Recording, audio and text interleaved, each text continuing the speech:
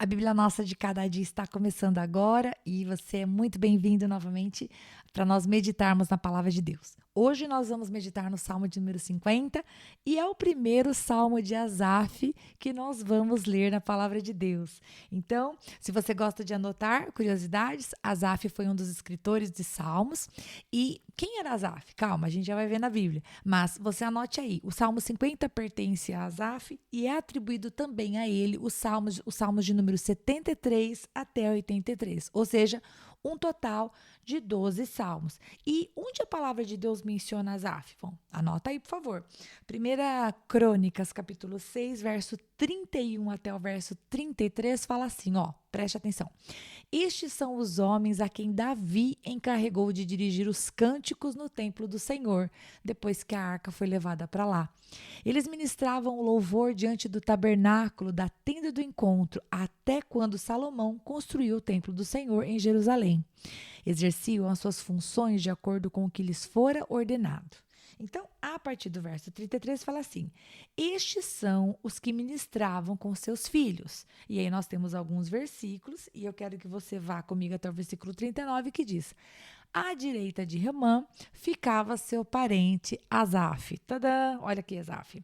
Filho de Berequias, filho de Simeia, filho de Mical. E aqui vai falar um pouquinho sobre os demais nomes da linhagem de Asaf. Então, nós sabemos que Asaf foi convidado para ser um adorador, né? Ele era encarregado de dirigir os cânticos, juntamente com os outros nomes que tem aqui, os coatitas e tudo mais.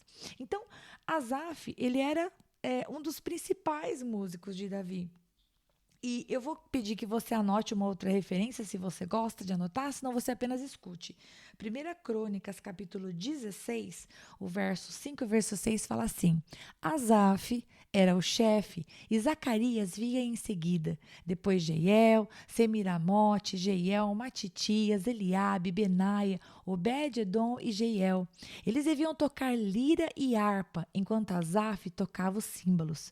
Os sacerdotes Benaia e Jaziel deviam tocar diariamente as trombetas diante da Arca da Aliança de Deus. E por que eu separei para você esse versículo? Não apenas para você saber que o nome do Asaf aparece em outras passagens bíblicas, mas para que você saiba que Deus se alegra com o louvor, né? Os instrumentos trazem, vamos dizer assim, honestamente, pelo que eu leio na palavra, eu entendo, alegria diante do nosso Deus. Quando nós adoramos, obviamente que não apenas com instrumentos, mas também de todo o nosso coração.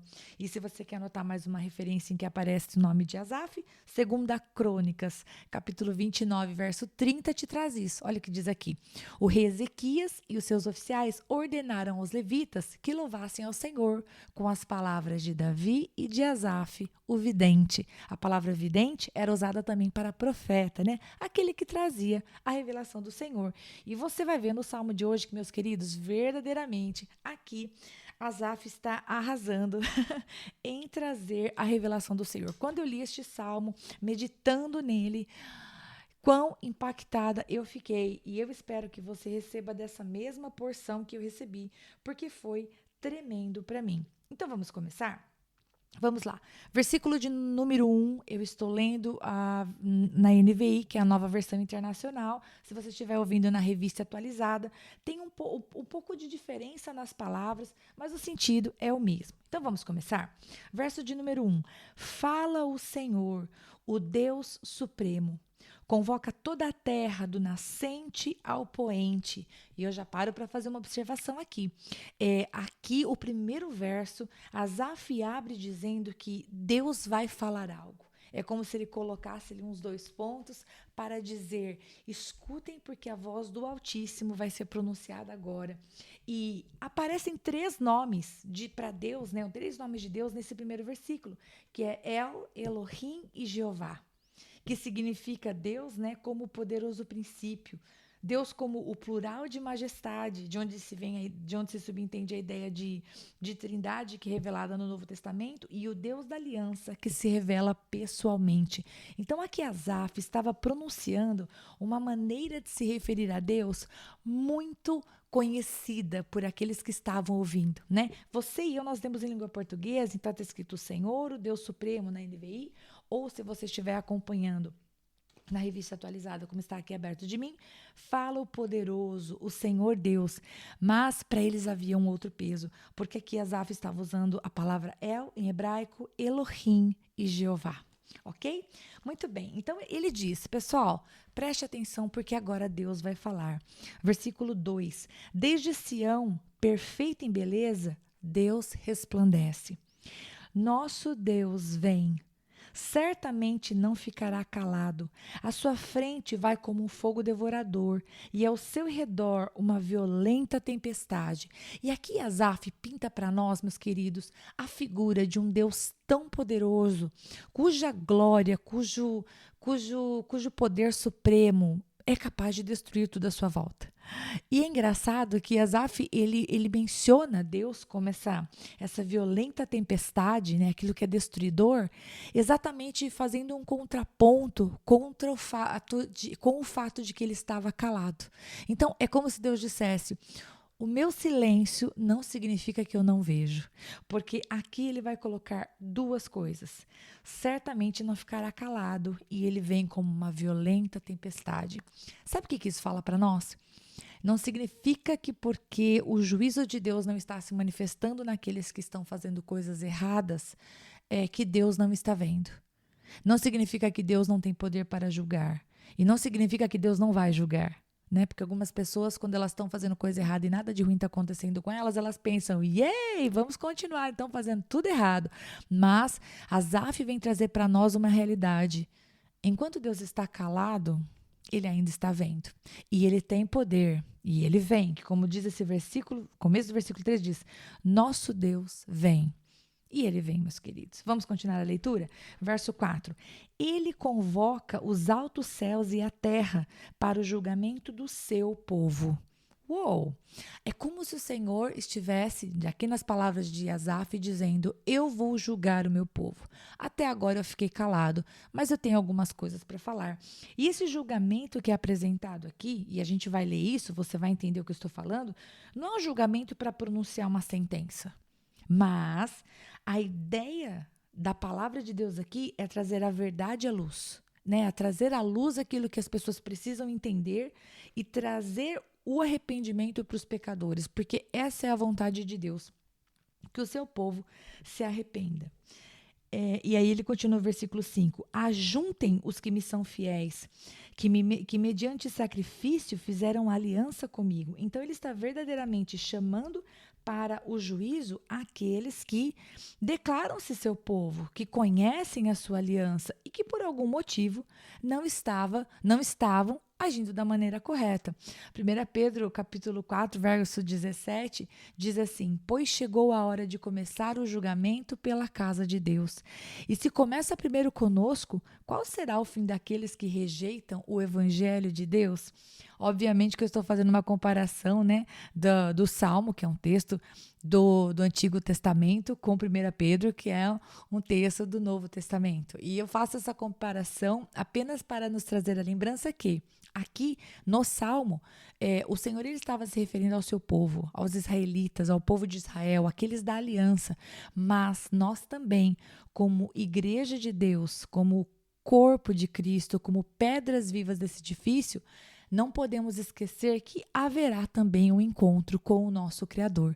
E que o nosso Deus, que é todo-poderoso, embora muitas vezes se apresente para nós tardio em irar-se, esperando um arrependimento, ele vai trazer, com certeza, a consequência de todas as nossas ações, para que nós venhamos a, vamos dizer dessa maneira, olhar para o fruto do nosso trabalho, né? As consequências, e muitas vezes, queridos, eu acho que isso é muito importante a gente parar para pensar no que eu falei.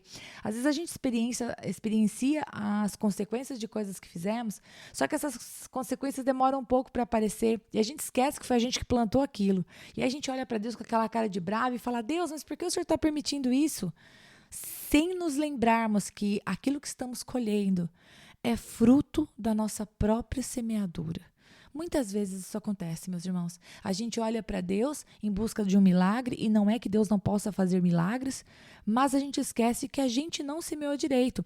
E agora eu acho que eu posso falar tendo propriedade, porque eu posso olhar para a minha própria vida. Bom, se eu não quero ter uma velhice cheia de doenças, eu preciso cuidar da minha saúde agora. Eu não posso lá, quando os anos avançarem, olhar e reclamar com Deus que eu tenho dor aqui, que eu tenho dor lá, que eu tenho problema de circulação, que eu tenho açúcar alto, não sei o quê, se agora eu tenho semeado coisas. Eu tenho semeado coisas que eu vou colher se eu não semear diferente. Vocês estão me entendendo, meus queridos? Muitas vezes a gente é ingrato, a gente põe a culpa na conta de Deus, sendo que a gente é que está semeando tudo errado. Ou a gente não se profissionaliza, a gente não é bom estudante, a gente não faz cursos, a gente não se prepara. E depois a gente fica bronqueado com Deus quando a nossa carreira não decola. Você entende? Bom, vamos voltar aqui para o texto, porque eu acho que agora eu já estou indo longe demais. Mas a gente precisa aprender a tomar responsabilidade das nossas atitudes, sabe? E não ficar pondo as coisas na conta de Deus. Amós, capítulo 3, verso 2, diz assim: dentre todas as famílias da terra, escolhi apenas vocês. Por isso os castigarei por todas as suas maldades. E aqui o profeta Amós está se dirigindo aos israelitas, porque sim, Jesus não havia vindo, está certo. Então a nova aliança ainda não existia. Deus estava tratando com o povo de Israel e o Senhor deixa bem claro: eu escolhi vocês são importantes para mim, mas sim, eu vou corrigir vocês todas as vezes que vocês agirem fora da minha aliança. E a correção de Deus, com certeza, não é algo fácil, né?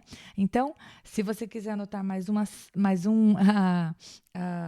um texto para nós fecharmos esse assunto, Hebreus capítulo 7, verso 22 fala: Jesus tornou-se, por isso mesmo, a garantia de uma aliança superior. Então, juntando este texto com o texto de Amós, se o povo escolhido de Deus, o povo de Israel, iria, vamos dizer assim, a se ver com o Senhor pelas suas atitudes erradas, nós temos uma aliança superior, que é o perdão dos nossos pecados, que é a justificação, que é a santificação, que é a regeneração. Agora, se nós escolhemos deliberadamente andar no pecado, nós não podemos ser inocentes de achar que Deus vai fazer vista grossa a respeito das nossas escolhas, né? Para tudo aquilo que temos feito, pensado ou agido longe da vontade dele. Então, vamos continuar? Eu acho que eu havia parado aqui, nós vamos continuar no verso 6. E os céus proclamam a sua justiça, pois o próprio Deus é o juiz. Ouça, meu povo, pois eu falarei. Gente, escuta aqui, Asaf está falando como se fosse o Senhor, ele está falando em primeira pessoa, como se fosse a voz de Deus. Diz: ouça, meu povo, pois eu falarei. Vou testemunhar contra você, Israel, eu que sou Deus, o seu Deus. Não acuso pelos seus sacrifícios, nem pelos holocaustos que você sempre me oferece. Não tenho necessidade de nenhum novilho dos seus estábulos, nem dos bodes dos seus currais, pois todos os animais da floresta são meus, como são as cabeças de gado, aos milhares nas colinas. Conheço todas as aves dos montes e cuido das criaturas do campo. Se eu tivesse fome, precisaria dizer a você, pois o mundo é meu e tudo o que nele existe. Acaso como carne de touros ou bebo sangue de bodes? Ofereça a Deus em sacrifício a sua gratidão. Cumpra os seus votos para com o Altíssimo. Faz uma parada aqui. Então, a gente vê que o Senhor ele vai começar a falar através de Asaf, falando em primeira pessoa, chamando a ser corrigido quem? Aqueles que não estavam fazendo nada, ao contrário, o versículo 8 diz que essas pessoas estavam indo diante de Deus com sacrifícios e holocaustos. Ou seja, em termos externos, em termos de aparência, essas pessoas elas estavam exatamente fazendo o que Deus mandou fazer na lei. Eles estavam sacrificando, eles estavam oferecendo os holocaustos. Então, o que a gente vê, o que a gente pode entender profundamente desse texto é que Deus definitivamente não precisava do sacrifício deles para saciar a sua fome. O sacrifício não era para Deus, na verdade. É como se o Senhor dissesse: sim, você cumpre os meus mandamentos, mas o que eu quero saber é do seu coração. E é por isso que no final desse trecho, Deus diz: ofereça a Deus em sacrifício a sua gratidão. Cumpra os seus votos para com o Altíssimo. Tudo o que Deus sempre quis desde a criação foi ter comunhão com o homem. Porque ele é um Deus carente? Jamais. Porque ele é um Deus de amor. Porque, na verdade, ele sabe o quanto nós precisamos dele. Ele nos criou, mas há em nós uma necessidade de Deus. E se nós não buscarmos Deus em espírito e em verdade, é possível que comecemos a buscá-lo com hipocrisia. Assim como essas pessoas ofereciam seus sacrifícios e holocaustos no versículo 8, eu e você, a gente corre o risco, sabe do quê? De começar a fazer as coisas religiosamente. Ir à igreja uma vez por semana, ler a Bíblia todo dia, fazer uma oração memorizada. E quando a gente menos percebe, a gente na verdade não está falando com Deus. A gente não está oferecendo, o que diz o verso 14, o sacrifício de gratidão, vamos dizer assim, o cumprimento dos votos. E aqui esse versículo 14, pessoal, sabe o que me dá a impressão? Deus está dizendo, me ofereça a gratidão, ou seja, me fale obrigado. Pera, mas falar obrigado por quê? Cumpra os seus votos para com Deus. O que dá a impressão nesse versículo é que as pessoas haviam feito orações e promessas no momento da dificuldade. Só que, quando elas recebiam as bênçãos, o coração delas simplesmente se afastava de Deus e eles faziam ali o ritual que era necessário, que era mandatório, mas não buscavam aquilo que o Senhor queria, que era a presença. E aí o verso 15 diz: e clame a mim no dia da angústia, eu o livrarei e você me honrará. E aqui a gente vê que, sim, tudo que Deus quer é isso, é estar perto de nós. E quando a palavra de Deus fala de honrar, é dar a ele o lugar devido. E como a gente faz isso, gente? Hebreus capítulo 13, verso 15 fala assim: por meio de Jesus, portanto, ofereçamos continuamente a Deus um sacrifício de louvor. Então agora a gente não mata mais animais. A gente não oferece mais o sangue para cobrir o pecado. O sangue de Jesus já foi derramado. O nosso sacrifício agora é um sacrifício de louvor. Rita, como é que a gente faz isso? Vamos olhar na Bíblia. Olha a continuação do versículo. Que é o fruto dos lábios que confessam o seu nome. Então, quando você e eu, nós confessamos o nome de Cristo, nós o adoramos a respeito das nossas palavras, a nossa vida ela é coerente com as nossas palavras e a gente busca ter uma vida que adora a Deus, a gente está entregando para Ele sacrifício de louvor.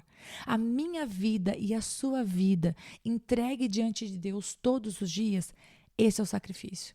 Você é um sacrifício perfeito? Não é. Eu sou? Não sou. Nós pecamos e muito, em pensamentos, em palavras, em atitudes, mas o coração que pertence a Deus é um coração que se arrepende, é um coração que volta, que é o que Deus está falando aqui.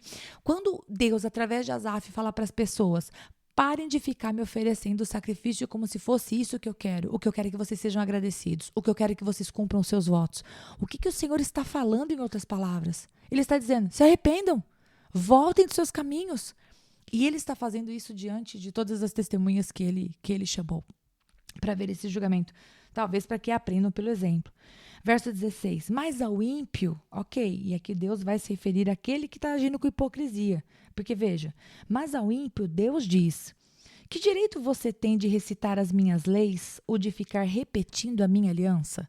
Ok, aqui o Senhor está chamando de ímpio aquele que conhece a lei, aquele que sabe de memória, aquele que sabe falar bonito, aquele que conhece a letra escrita. Mas, continua, versículo 17, pois você odeia a minha disciplina e dá as costas às minhas palavras. Então aqui Deus vai falar com outra classe de pessoas, que honestamente, meus queridos, é um perigo até para nós, tá bom? Aqui o texto é para os israelitas, mas essa carapuça serve bem bonito para nós. Muitas vezes a gente pode falar de perdão, né? E de santidade e disso e daquilo, e queremos tirar lá, né, o cisco, né, o cisco não, né, o cisco que está no olho do nosso amigo, enquanto tem um tronco dentro do nosso olho, né? A gente quer ver os defeitos dos outros e falar como se soubéssemos tudo, mas a nossa vida não condiz com aquilo, né? Aqui, o salmista vai dizer: você dá as costas às minhas palavras. E está falando na primeira pessoa como se fosse o Senhor. Verso 18. Você vê um ladrão e já se torna seu cúmplice. E com os adúlteros se mistura. Sua boca está cheia de maldade, a sua língua formula a fraude. Aqui nesses 3 versículos, né, no versículo 18 e 19, nós temos 3 dos mandamentos que são descumpridos, que é o mandamento 7º, o 8º e o 9º, que diz: não furtarás, não levantarás falso testemunho e não deseje a mulher do próximo, né? Ou seja, tem 3 coisas aqui que estão sendo descumpridas e são mencionadas para trazer a nossa memória. Continuando, versículo 20. Deliberadamente você fala contra o seu irmão e calunia o filho da sua própria mãe. Ficaria eu calado diante de tudo que você tem feito? Sim, às vezes parece que o Senhor está calado e não está fazendo nada. Deus está cego, meus irmãos? Nunca, jamais. Ele vai falar? Sim. Haverá juízo? Sim. Para o povo de Israel e para todo aquele que pertence a uma aliança superior, como vimos anteriormente. Versículo 21, parte B. Você pensa que eu sou como você? Mas agora eu acusarei diretamente, sem omitir coisa alguma. Considerem isso, vocês que se esquecem de Deus. Caso contrário, os despedaçarei, sem que ninguém os livre. Quem me oferece sua gratidão como sacrifício, honra-me, e eu mostrarei a salvação de Deus ao que anda nos meus caminhos. Eu acho que para finalizar eu quero destacar 2 coisas. O versículo 2 nos mostra um Deus, através de Asaf, fazendo uma promessa para o povo de Israel. Se vocês não andarem dos meus caminhos, virá o juízo. E eu sei que nós gostamos de sempre lembrar do nosso Deus como um Deus de amor, que Ele é, mas a palavra de Deus também diz que o Senhor é juízo. E Jesus Cristo voltará um dia para julgar, né? Nós gostamos de olhar para Ele como o Cordeiro que foi entregue na cruz como sacrifício perfeito por nós. E temos que olhar para o Senhor como o Cordeiro perfeito porque Ele o é. Mas Ele é o leão da tribo de Judá. E Ele voltará para julgar. E nós temos que ter isso em mente. E para finalizar o Salmo, versículo 23, me lembra do livro de Tiago, queridos. Porque o Senhor diz assim, quem me oferece a sua gratidão como sacrifício, honra-me.